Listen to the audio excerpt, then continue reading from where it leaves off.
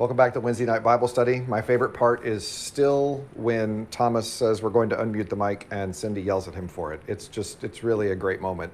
Luckily, It's the opposite. it is really the opposite of what Thomas is trying to achieve, but hey, it's just the way we've done things. Hope you guys are doing well.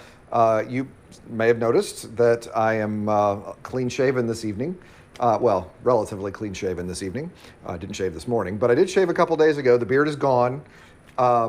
There was the mask. It was fun, but wearing a mask in the summer with the beard, I decided it just wasn't worth it. It's a little uncomfortable, so decided to get rid of it. What's that? Personal page. Don't forget to mention that this is on your page. Oh, okay. I'm not quite there yet. This is the get to know you section. I hadn't gotten to the announcement section. Okay, cool. But anyway, so I shaved. There's more face under there than the beard than there was at the beginning of the pandemic, which I learned when I shaved today. But in fact, and this is just a moment I have to share with you. I'll open with a joke, but I'll open with a humorous, self-deprecating story. So this morning, I stand on the scale, which I haven't done since before the pandemic, and my scale was connected via Bluetooth to my phone. And of course, it keeps a record of your weight on there. And I stand on the scale, and my phone says to me, "Wow, that's a pretty big number. Are you sure you want to save that?" I thought, I don't need a sassy scale at this early in the morning. I had not in the mood for this. But anyway, so I'll work on trending the other direction during this time. I think all of us are. Yeah, I think everybody is. What was it? Someone said we're all deciding we're not doing beach bodies this year. This is the beach body we're going with. Just a reminder, we are on the MBC Facebook page, and we are also on Robert Wallace's personal page when we do the Bible study. If you're watching the Bible study on my personal page, that's not the one that Cindy is monitoring for questions. So if you have questions, you'll want to ask them on the McLean Baptist Church account page. If you ask them on the Robert Wallace page, I'll answer them, but I won't answer them until after Bible study. So you won't get them in real time. Though Cindy seems to be doing something else right now, so I don't know if anything's happening in real time this evening. But she says she's watching, so I'll trust her on that, I guess. So anyway, any other announcements about that I need to do? I think we're good. Ready to go? I know I promised we'd get to the New Testament, and we will get to Jesus a little this week, but I really felt like there was one more topic that I needed to get to. Yes? Howie says that's why it's called COVID-19. Yeah, obviously. I kept it under 19. I kept it under 19, but my scale was still a little sassy today. This technology is... I've heard of artificial intelligence, but not artificial sassiness coming back to me from my phone. That was not nice. Anyway, there was one aspect of New Testament, reading the New Testament, that I really wanted to talk about, and it really dealt with interpretation. Hermeneutics is a word that's sometimes used, the art of interpreting a text. And I just wanted to kind of survey different approaches people have, because you might find yourself in some of this, and I want to talk about sort of the healthy way, I think, a healthy way that we want to read the text, and then talk about some of the ways some of those methods have been applied in reading the New Testament over the years. So, and then getting a little bit to the story of the Gospels. So that's where we're heading in the next little bit. This is one of those nights where the study could go quick or it could go the normal length. It just really have no idea how this is going to go, but so we'll see. So I'm going to first look at different approaches in reading Scripture. The first one is one that by the way, I'm very grateful to Mike McKeever for giving me this list. Mike calls the traditional approach. That is where there is no attempt made or concern for mitigating the ancient message to the modern message. The best way to think about this traditional approach is the bumper sticker. The Bible says, or God said it, I believe it, that settles it. That is basically it. It is a reading the text as though there is a one-to-one approach from the biblical text to modern application, as though the Bible fell from heaven in 2019 and those rules and those instructions and everything in there is read uncritically is the term, and that's not I was going to say literally. Literalistically, more than I would say literally, but yeah, literalistically. It is absolutely the approach of many fundamentalist readings. Interestingly enough, it is also the method of reading from many atheists that I know. Atheists tend to read the Bible very literally, very much like fundamentalists. They just will reject what they read as opposed to accept. Agnostics tend to go more with the next approach, the scientific approach. But most atheists tend to be, very literalistic in the way in which they read Scripture and then dismiss it when they do it. So it is. I've always found that interesting, that this is a shared approach between fundamentalists and atheists. Not a Venn diagram you think overlaps much, but they meet here, I guess, in hermeneutics. So scientific approach. This is, some people think this is academic approach, perhaps. Which I find that insulting. But the idea here is that the biblical message is located in an ancient context. So a great deal of time is spent looking at the historical setting, the economic setting, the cultural setting, language, all of that. But you'll notice there's no concern or desire to move that forward. So there's basically it just sits there, that interpretation. Just sort of, you read it, you put this in the context, and then no effort then is made to take this next step. This is often why there's such a gap between the church and the academy, because there are people for whom this gap is too much. They can't make that leap on their own. This is interesting, but there's no arrow helping us move that into a modern application. So what you would like is a contextual model. In other words, putting the biblical message into its biblical context and finding a way to transmit that to a contemporary message in a contemporary context, recognizing that we all have different contexts, different cultures, even within America, that we would need to speak to in some of this. So this is a contextual model. This is healthy, not necessarily the end goal, but a good one. What we're starting to see, by the way, just real quick, in a little bit, I'm going to look at some examples of what this method looks like in a very real way when we talk about historical Jesus, which we're going to talk about a little bit. What we're starting to see is individuals now understand that sometimes our contemporary context can actually help us understand biblical context as well. And so what we have seen in academic circles is the rise of contextual hermeneutics. So they are usually based in culture. You'll see African biblical hermeneutics, African American biblical hermeneutics, Asian biblical hermeneutics, Latinx biblical hermeneutics, all of this feeding back into understanding the text. So it's really a very, I think one of the most fun sessions I ever went to was Islander hermeneutics. And it was a Polynesian biblical scholar who was reading Genesis 1. And one of the important features of Islander hermeneutics is the role of water in their culture and society, as you might expect. That's a very important thing. And so coming into Genesis 1, reading through the eyes of a Pacific Islander was fascinating with the deep and the water. Water plays a big role there in Genesis 1. And so he was coming to the text very differently than obviously I was. And I love to do that because it kind of reveals my own blind spots.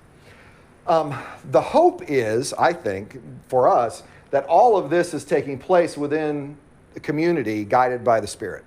So that we have, meanings are confirmed and affirmed in community. And so this is one, hopefully you place, I think, that discursive model within Spirit and community to help people understand meaning and guide and teach as we do together. Spirit works in community, and so this is one way to do that. So that is a brief survey of the hermeneutics and the different ways to look at it. I just want to kind of give you those options, and then I'm going to take a drink of my Fresca and see if there's any questions. Are you done? Oh, you passed. She was taking a test this whole time, so I just... Did you get any of this? Okay. How we doing over there? Everything good? Not with you. I meant, are there any questions? I'm glad you passed. I'm glad you're doing well. But is anyone asking any questions? Okay, good. Okay. Now, here's where you run into some interesting facts in history. For 1,000 years, there was one church. And the church was the container of truth, capital T truth. Any truth you wanted an answer to, you go to the church and you could get that. So, what's the purpose of humanity? Does the earth revolve around the sun or the sun revolve around the earth? All those questions answered by the church, keeper of truth. The church split in 1,000, which gave us two congregations, but now it's just we have the right truth and they have the wrong truth. So that didn't really cause much of a crisis. Let me pause now because we have a question. You do have a question. Go for it. Let's kind of back up. Sure. To these things. what is the approach at seminary? Matthew was asking. What is the approach at seminary? Well, the hope is you're getting this at seminary on some levels. I mean, obviously, you will find some professors, usually they're the ones that have the yellow legal pads that have been weathered on the sides, that haven't moved, that will get you this far. And you hope that somewhere, somehow, you'll be able to, through the gift of the Spirit, maybe in community, make that jump.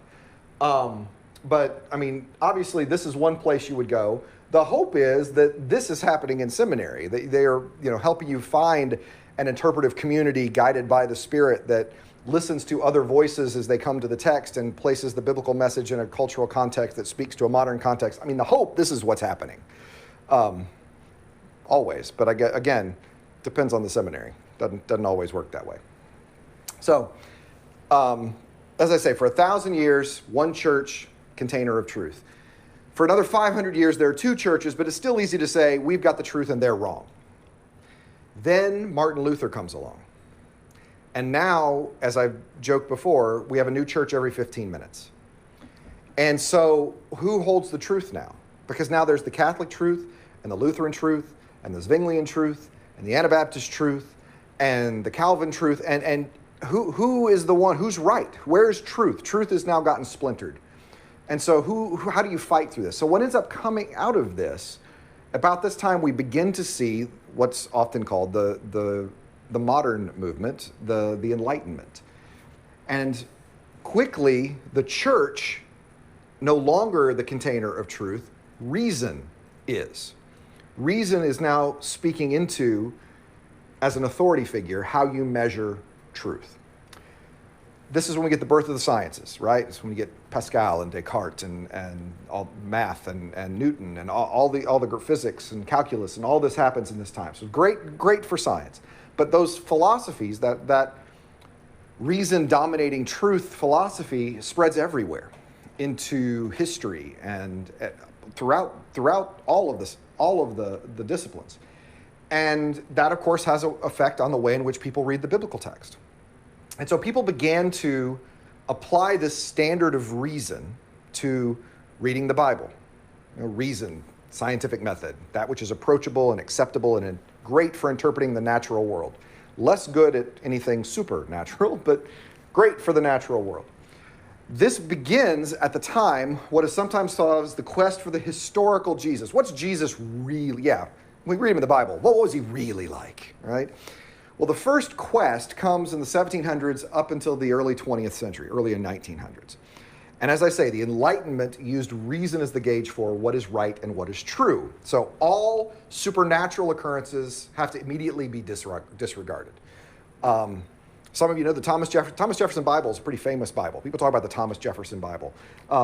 Thomas Jefferson was a product of the Enlightenment, thoroughly.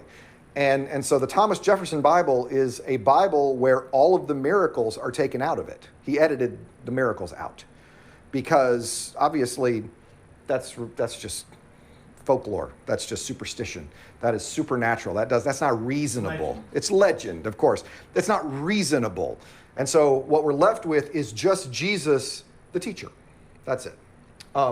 So the quest for the first quest for the historical Jesus was looking for that, divorcing Jesus from the magical, legendary, supernatural, primitive roots as all the Enlightenment participants believe themselves to be highly enlightened.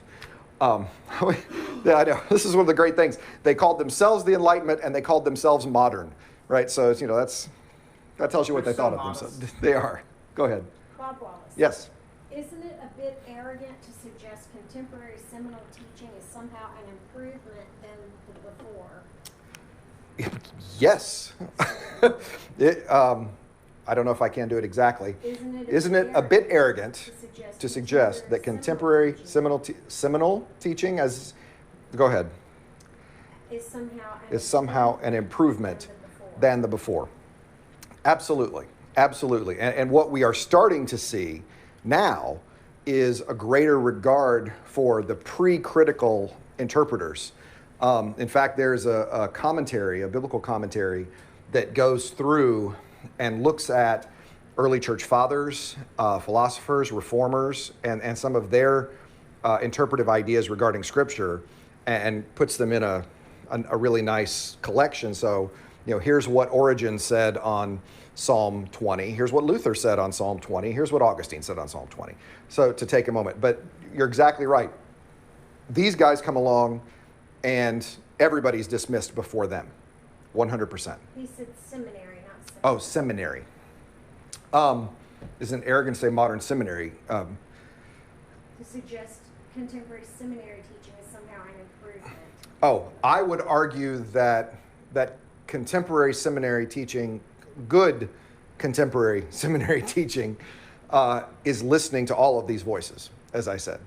For a very long time, the seminary teachings, well, I'm not going to argue seminary teachings, but certainly academic approaches, completely divorced themselves from the kinds of concerns that, it was this kind of evaluation of the text, where much of the text is dismissed and chopped up and evaluated based on how true it would be by how reasonable as they understood reason to be at that point. So, I would argue that anytime you are not listening to certain voices, it's dangerous in interpretations. I mean, I don't agree with all of these readings, but I absolutely, you can bet my dissertation opened with Hermann Gunkel and Sigmund Mowinckel, because even Hermann Gunkel and Sigmund Mowinckel were late 19th, early 20th century. They were thoroughly, products of the Enlightenment. They did have concerns for the church, but thoroughly products of the Enlightenment, and there is value in that, and listening to those voices. But I think in the same way that I'm listening to the Bible in its cultural context, I'm listening to these people in their cultural context and for what they can give. So I'm not necessarily expecting Hermann Gunkel to give me a devotion on the Psalms, but certainly he can give me information that can help me form a devotion as I get through it. So absolutely 100%. This was a period of interpretation in time when Jesus was, for those who believed in Jesus, that Jesus lived, I should say, Jesus was little more than a good teacher, a good moral teacher that people elevated and mythologized and deified, and they saw their goal as removing that. They also had a number of presuppositions regarding Jewish faith, Jewish religion, and I will confess, many of these Christian interpreters, very anti-Semitic in their interpretations. And many of them, particularly late 19th, early 20th century, many of them German, and anti-Semitism was a problem. I mean, dating back to Luther. And so that comes through as well. And I think that's something that you have to be aware of in that time period. Pretty much this first approach ends with Rudolf Bultmann in the early 20th century. And sort of the second part of the quest started then, where people tried to divorce Jesus from the first century culture and the stories about Jesus. In other words, trying to get at the stories behind the Gospels. Obviously, from their perspective, the Gospels are ideological histories of Jesus with an agenda to push. And the goal and the hope is that you get behind that, right? But what really happened? I mean, what was really going on there? And so anything that reflected a later belief of the church was dismissed because they saw that as an interpolation. And anything that reflected the belief of a first century Jewish practicer, that was dismissed as well because that was obviously borrowed from culture in their mind. So what you end up with was a Jesus who looked nothing like the church or had any influence on anybody who came afterwards, and who looked nothing like the culture that Jesus was a part of. You get this disembodied Jesus. And I'm pretty sure that, Mike used to joke about this, but only half joke about this, that leaves the only statement in the entire New Testament that you can definitely say was original to Jesus was, let the dead bury their dead. because that is not something the church picked up, and that was not something any other first century Jew had ever said. And so that obviously was Jesus. The rest of it was all borrowed, basically, from that perspective. And so you don't get much of a, you don't get much from this approach in my mind. There are some good interpreters who were part of this that have done good things, but for the most part, I don't get much on this, frankly. From here, more recently, people have started to acknowledge the role that history and theology play in all of the accounts. In other words, there's an acknowledgement that, yeah, these are ideological histories, but truly all histories are, at some level, betraying an ideology of some sort. And there is sort of renewed optimism about understanding who Jesus is. Part of it is because you've moved away from the question, did it happen, to what does this mean? What does this, so you've moved, it's a different question completely. And there is an embrace of first century Jewish context now. Now, people are more than comfortable allowing Jesus to fit within the culture of the day that Jesus was living in, which, oh, thank you, right? So gracious. But it really does, I think, help the interpretation when that happens. And it sort of created a distinction between the study of the person of Jesus and the study of the Gospels. And I think that's a helpful distinction in that regard. Because the Gospels themselves are particular representations of who Jesus is. Mike likes to say they're portraits. We're going to talk more about what that means in a little bit. But each of the Gospel writers has their own interpretive agenda in the way in which they tell the story. I've often likened the Gospels to sermons. That each of them has a sermon that they are preaching about the life of Jesus. And as a result, there are different places you put the sermon illustration. There are different scriptures you reference. There are different ways you tell the story. As we all have stories in our lives that we can recount, that depending on the audience we're in, we'll tell it a little bit differently. I'll tell a story about something that happened in my life differently in a children's sermon than I will in a sermon, than I will in a Sunday school class, than I will in a Wednesday night Bible study. And all of them are true, but the story is different depending on the context. Well, the same kind of thing I think happens with the Gospels as well. So I think we're moving in a helpful direction as far as this goes academically. I think the questions we're asking are better questions, which is usually the secret to good reading. What are the questions? Are you asking good questions? These are better questions, I think, as we get through there. So let me stop there and take a drink and see how we're doing.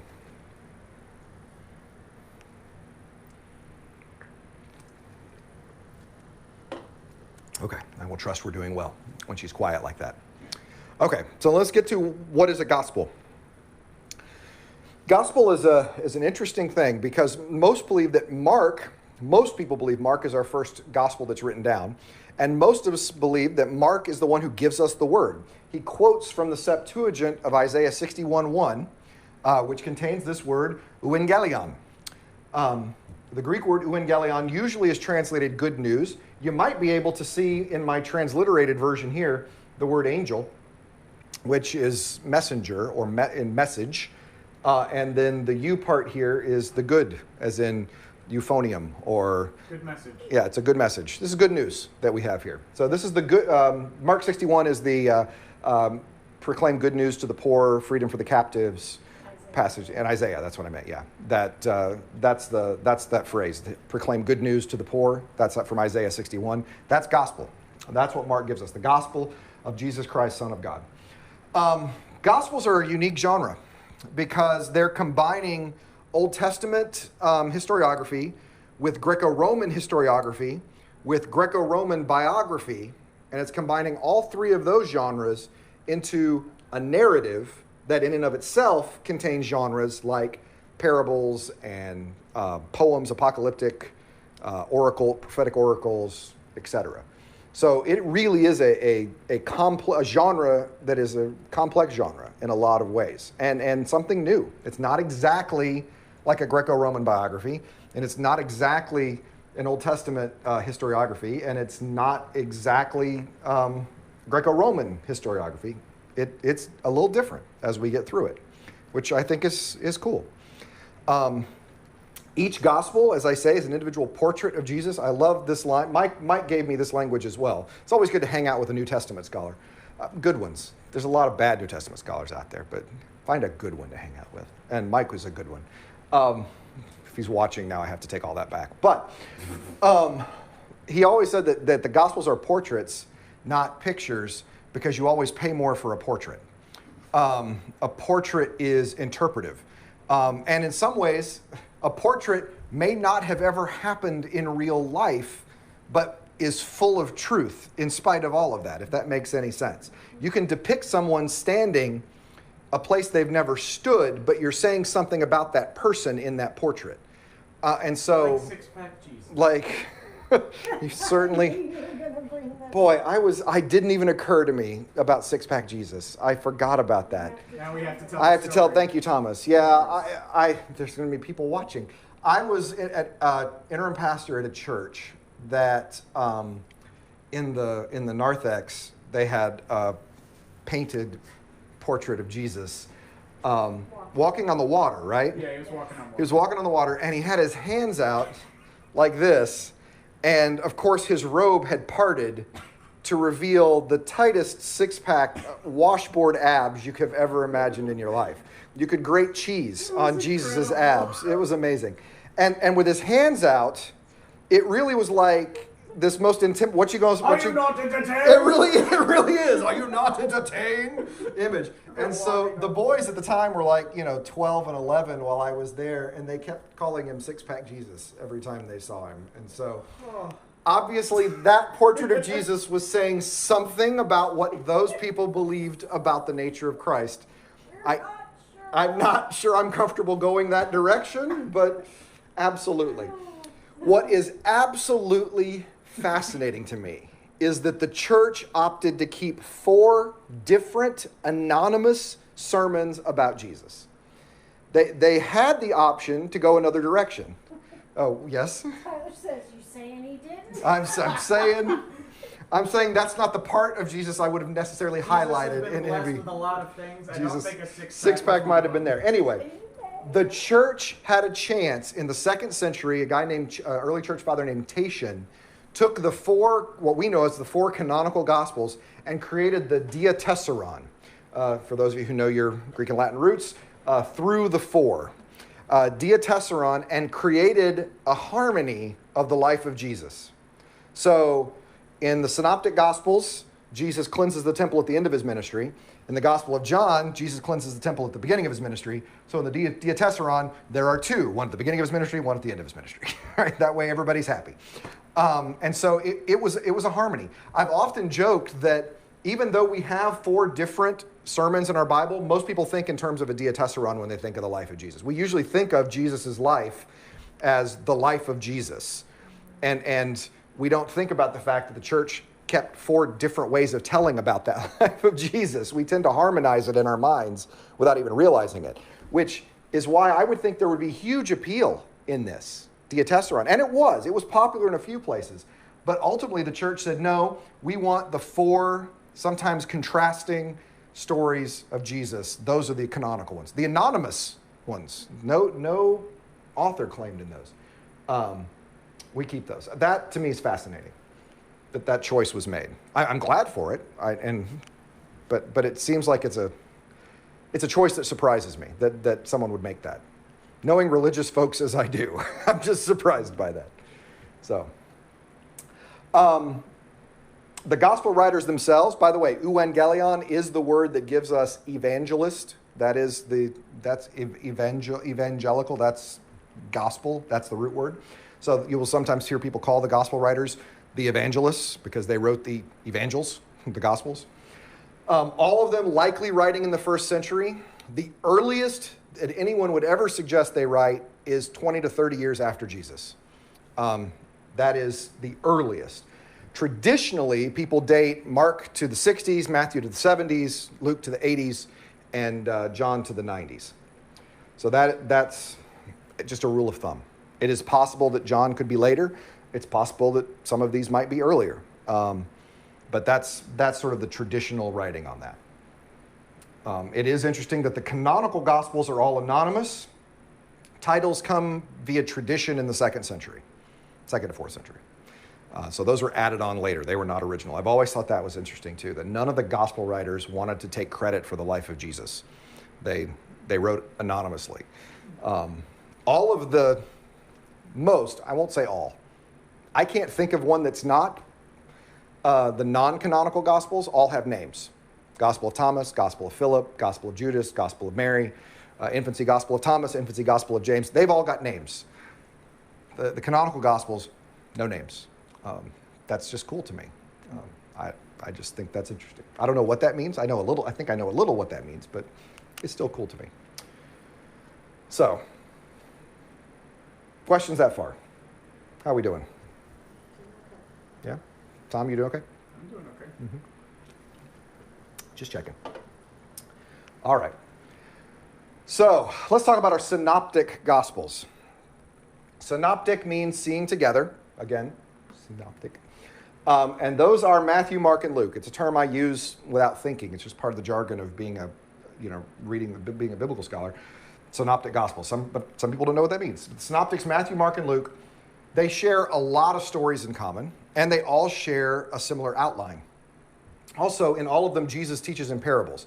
In John, Jesus teaches in long philosophical speeches. He has these really long, in fact, if you have a red letter Bible and you go to the Gospel of John, you can have pages of red, as opposed to the synoptics where it's black, red, black, red, black, red. And really the only time you get pages is in Matthew with the Sermon on the Mount. That's about the only place you're going to get pages. The rest of the time it's black and red. But most of the time, no parables in John when we get there. All the synoptics have a very similar outline. Baptism at the beginning, they have a ministry in Galilee, Jesus makes one trip to Jerusalem, then you have the Passion Week and sometimes resurrection stories. In the case of Mark, you have stories about the resurrection, but you don't get the resurrection in Mark. The women talk about the resurrection. The angel does, in Mark. So these are the similarities that you get in the synoptics. The challenge that you have with the synoptics is that it's funny that for all their agreement, their disagreement can sometimes be awkward. That calls us into what's called the synoptic problem. Synoptic problem is a term that is used trying to understand what the literary relationship is between these synoptic gospels. Let me show you what I mean. 90% of Mark is in Matthew. So most of it is there. Half of Mark is in Luke. Matthew and Luke share large sections of sayings material, like teachings of Jesus. So Golden Rule, Lord's Prayer, Sermon on the Mount, these large blocks of material that both Matthew and Luke have, but Mark doesn't. Then Matthew and Luke also have some unique material, right? In Luke, you've got Good Samaritan, you've got Prodigal Son.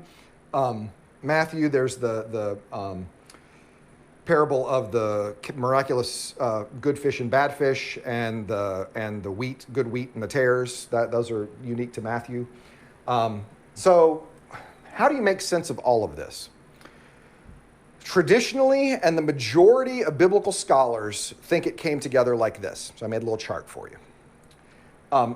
The two-source hypothesis, which is believed by 90% of biblical scholars, is that Mark comes first. And I would be in that category. This one is probably closest to what I think, how it came together. Mark comes first. Yes? Were there other gospels from the time of the four? Yes. Were there other gospels from the time of the four? I think without question. The Gospel of Thomas, I'll get to the Gospel of Thomas in a minute. Let me answer your yes or no question by saying yes, and then I will give you more detail in a minute. So, yes, there were. Mark, probably the first one. Matthew and Luke come probably independently a little bit later. And when Matthew and Luke are written, Matthew uses Mark as a source and uses a source that is shared material between Matthew and Luke, which is called Q. It's called Q for the German word for source. Oh, dang. Yeah, sorry. Star Trek. It's not a Star Trek reference, Dang. no. And then Matthew and Luke each have their own unique material that we'll just call M and L that they had, right? Inside L is the Prodigal Son and Good Samaritan stories. for years, people thought, well, this is just dumb. I mean, who ever heard of a source of just Jesus' sayings? I mean, can you imagine the story of Jesus without crucifixion? Could you imagine the story of Jesus, without the narrative of going to Jerusalem in the Passion Week? I mean, who in the world would ever imagine that Jesus would just say sayings? That was all well and good until the 1950s when the Gospel of Thomas was found in the Sinai. And when it was found, you'll never guess what it was. A collection of sayings of Jesus. That's all it was. Just a list of sayings. Probably connected to a Gnostic community. It does seem to have some Gnostic beliefs. Some of the sayings are similar to biblical sayings. Faith of a mustard seed is in there and some others. Some of them are totally crazy in that as well. And so Gospel of Thomas probably dates, I will say, I don't have any problems dating it to mid to late first century. Some date it to early second, but I think certainly contemporaneous with the canonical Gospels, yes. Mm-hmm. That's actually what Steve just asked. And now for the hard part, affix dates to these. What about Q? These are hypothetical sources for which we don't have dates. There has never been found a Q document, an M document, or an L document. The supposition is that these authors were using these sources, in common and unique, and the Gospel of Thomas at least shows that there was a collection of the sayings of Jesus that might be analogous to what Matthew and Luke might have used. Nobody would make the argument that Q was Thomas, the Gospel of Thomas, but it at least shows that there were communities out there that were just keeping what Jesus said as a document. Mm-hmm. Tyler, hold up. How early do you think Gnosticism evolved?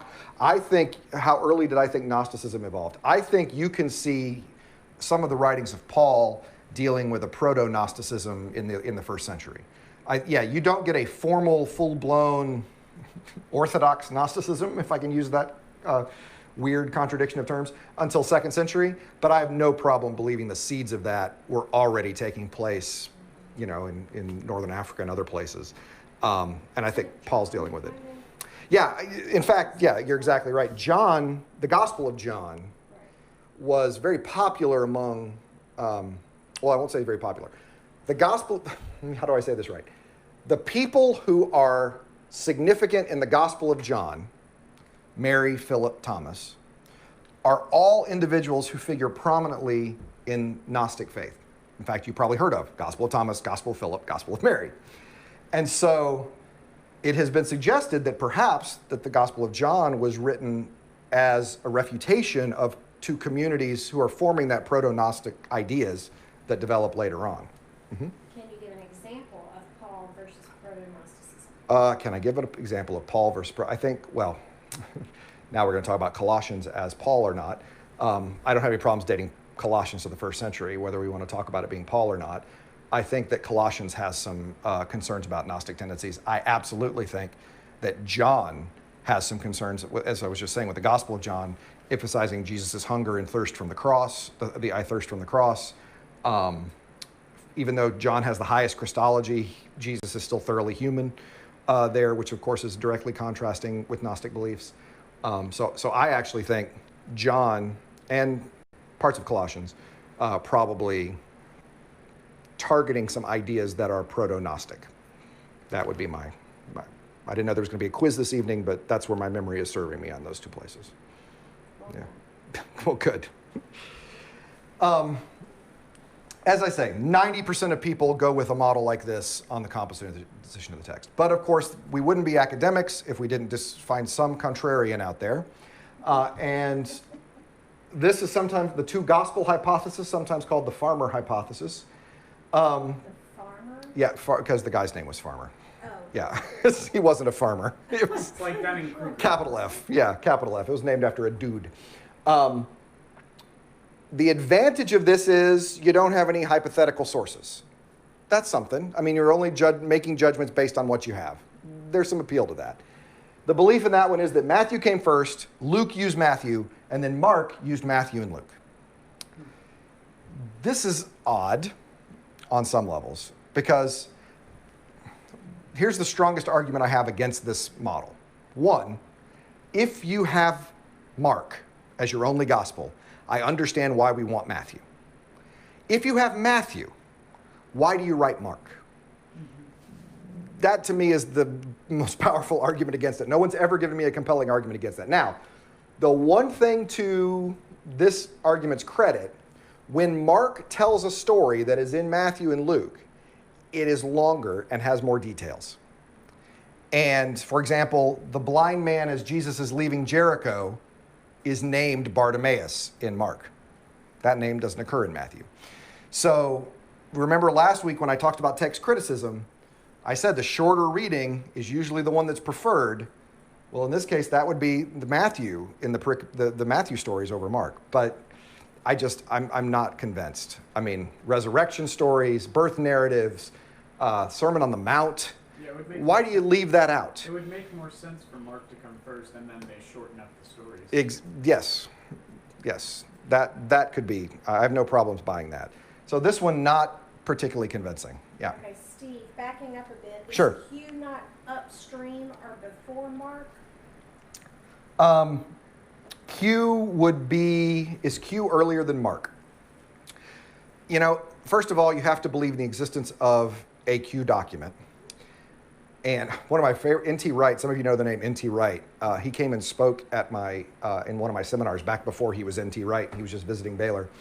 And there were 6 of us in the room. You know, you couldn't get into a room with 6 with N.T. Wright these days, but just 6 of us having these questions. And N.T. Wright said, see, I'm the opposite of most of my colleagues in that I believe in the resurrection, but I'm agnostic about Q, which I find was a great answer. But if I am, yes, I think the sayings source that Matthew and Luke used, whatever that looked like, likely existed not long after Jesus lived, orally and then written down, and likely was circulated and kept prior to the Gospel of Mark being written. And whether Mark didn't want to or just didn't have, including any of those stories, I don't know. I don't know why he would or would. Matthew says Reader's Digest abridged. Yes, right. Matthew's the Reader's Digest version in this perspective. No, Matthew says Reader's Digest Right. abridged. That Mark is the Reader's Digest abridged. Yes, right. That's what this perspective is, which I just don't, I'm not convinced. Isn't that guy named Bartimaeus in Matthew? Yeah, right. What do you have that name? No, Mark has the name. Matthew doesn't have the name, but Matthew has the story. And so the question. Oh yeah, Bartimaeus, I remember him. So Matthew, for whatever reason, doesn't. Also, and by the way, this to me is the most compelling argument against this method. When you write Greek like Luke, why do you write like Mark?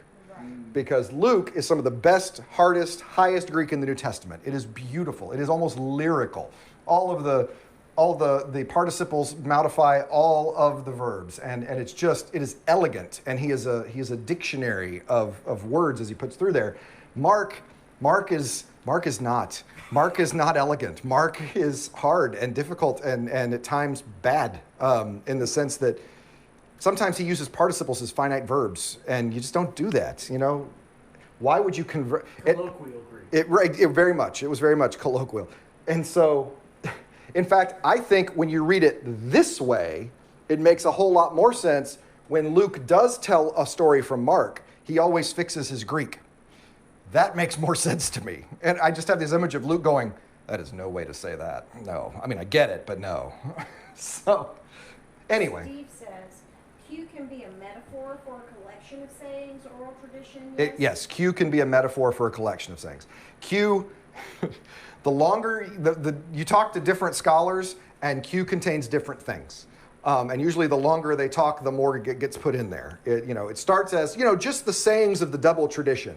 Well, there could be other stuff in there too. It's like anything you need can go into Q for a scholar. It's one of those things.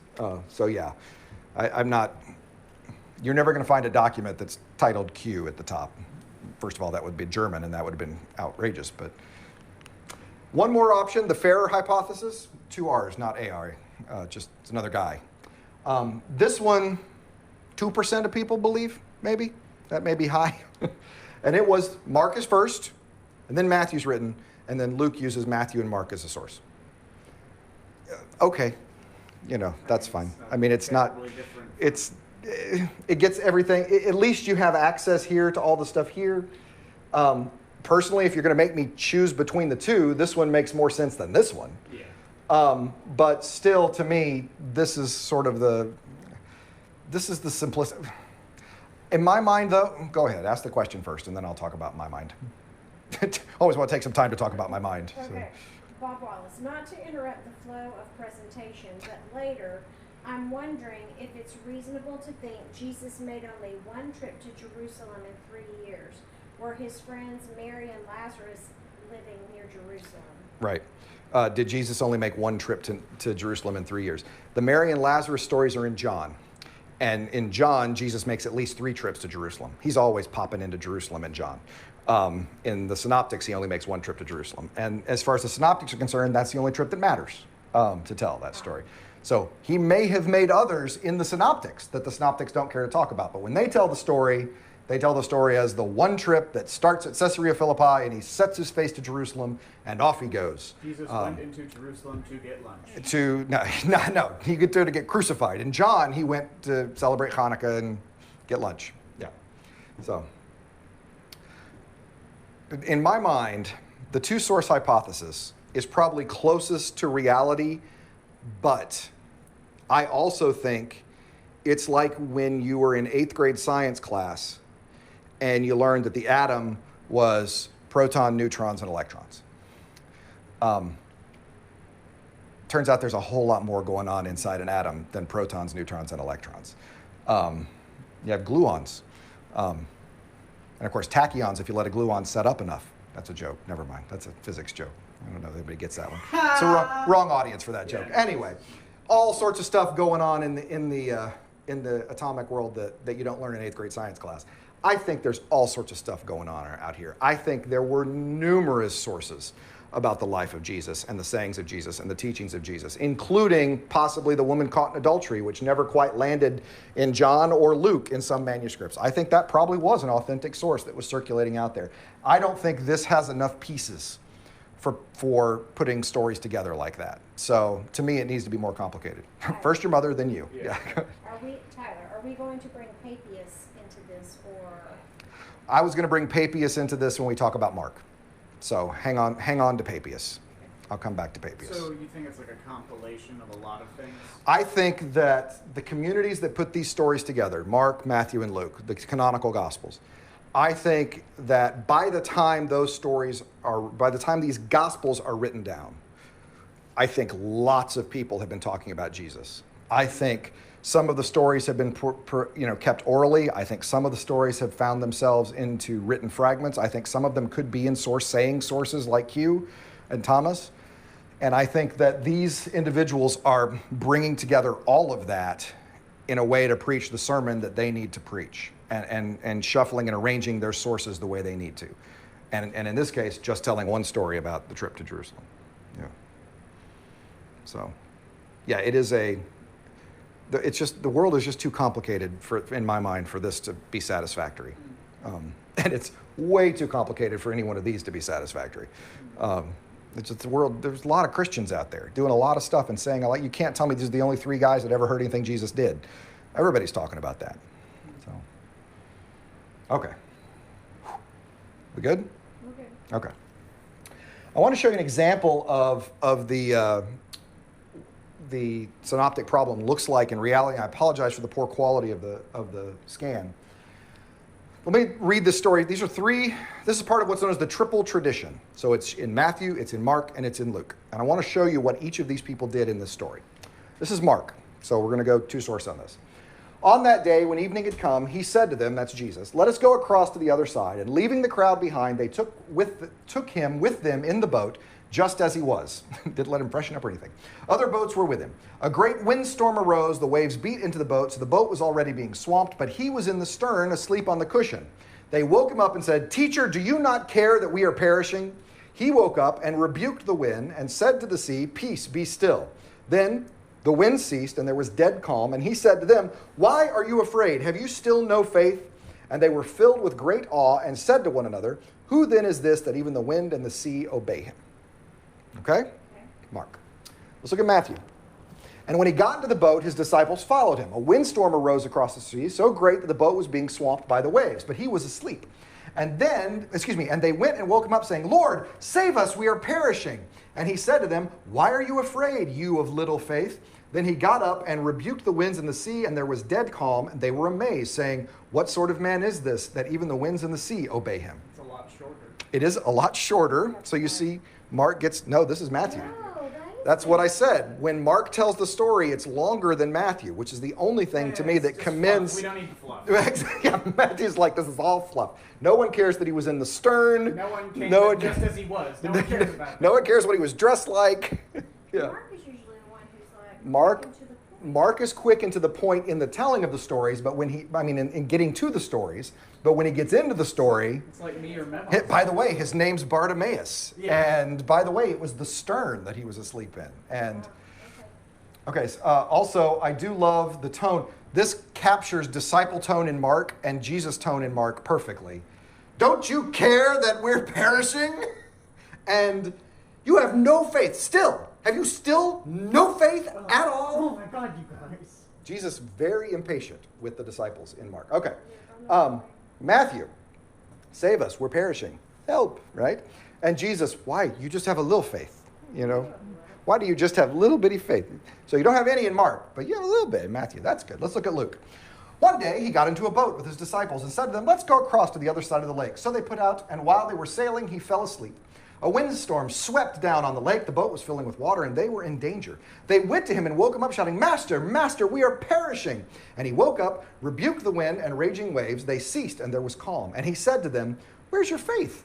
They were afraid and amazed, and said to one another, "Who is this, that he commands even the winds and the water, and they obey him?" So they all agree what Jesus said. They just don't agree how they got there.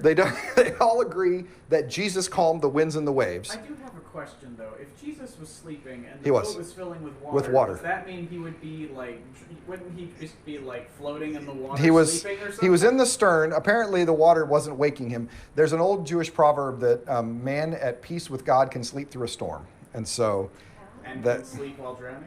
apparently you also can sleep while the boat is getting swamped You in can this. walk on water. So Mark, no faith. Matthew, a little bit of faith. And Luke, they simply misplaced it. Where did you put your faith? You had it just a minute ago. And they Where's call your him faith? master in They the- call him Master, here, as opposed to Lord, as opposed to teacher. Don't you care that we're perishing? So what we're starting to, the reason that the charts I showed you are important, and let me move out of that academic context into the contemporary for just a second, hopefully. The reason that those charts are important is because rhetorical criticism is ask the questions, why are things being said the way they were? And the only way you can make a judgment is by knowing when something is. So if you assume that Mark is coming first, then you can make some interpretive choices on why Matthew might change Mark and why Luke might change Mark, which is different than if you think Mark came last. You're answering different questions. And so that's the reason it goes to interpretation. And to be perfectly honest, I wanted you to know the perspective I'm taking on this. And that is that I think Mark is first. I think Matthew second. I think Luke is third. I think that Matthew and Luke might have been independent of each other. I don't think they necessarily knew about the others. They might have, but I don't know for sure. And I think that's important when you get to some of these rhetorical making the rhetorical choices they're making here. I think that's significant. As far as inspiration, obviously I've talked a lot about the writers in all of this, and I think it's helpful just to say one quick word about inspiration, and that is to say that I have an incarnational view of Scripture. I have an incarnational view of the Messiah in that I believe Jesus is fully God and fully human at the same time. That comes along with Trinitarian. Homoousia, that's correct. Well, nice use of the Greek there, Tom. He remembers that joke because of the Santa Claus. Yeah, it's a St. Nicholas joke. Ho, ho, ho, homoousia. And I have St. Nicholas was at the Council of Nicaea, which of course established Jesus was of the same essence as Christ. And so, homoousia, St. Nicholas.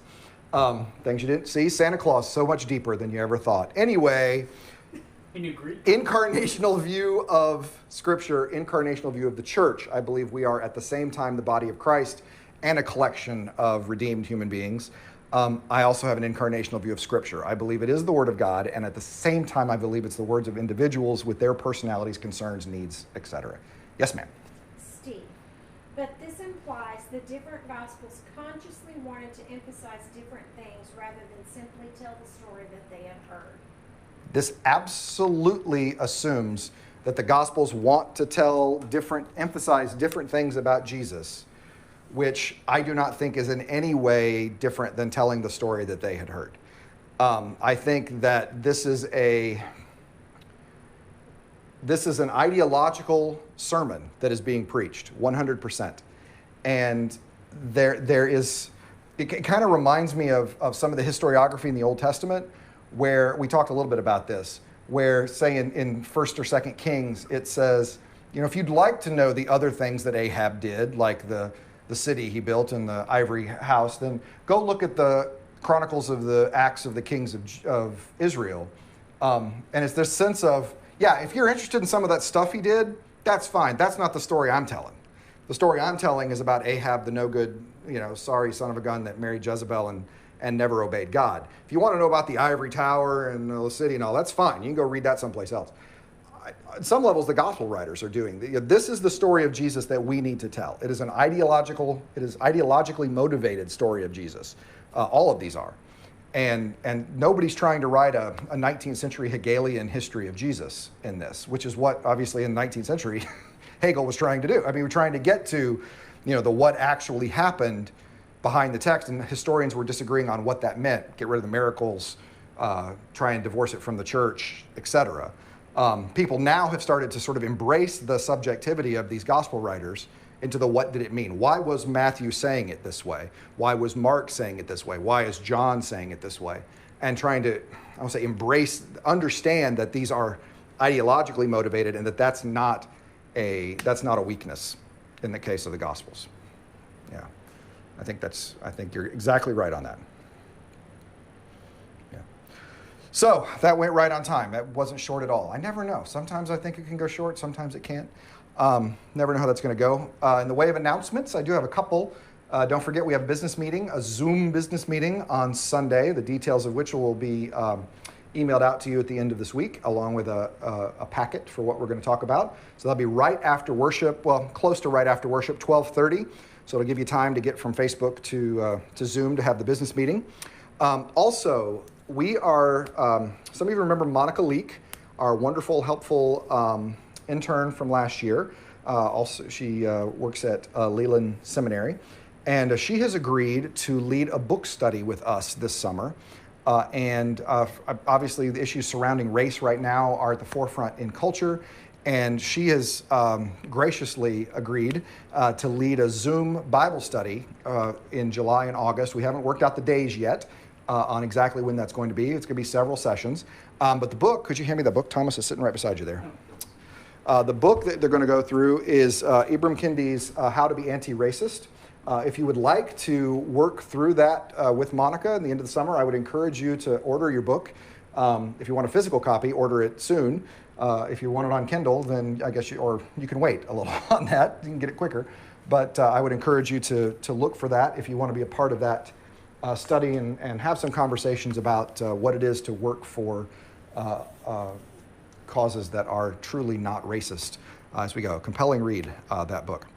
So, I think that's all I need to announce. I will. It says show up early to the Zoom business meeting for fellowship. Oh, that's right. Thank you. Yeah, the business meeting, as I say, starts at 12:30. But if you get into the waiting room, the Zoom room early, we are going to have some folks in there that are going to be hosts and hostesses that can give you a chance to fellowship a little bit via Zoom prior to doing the business of the church community. So absolutely need to do that.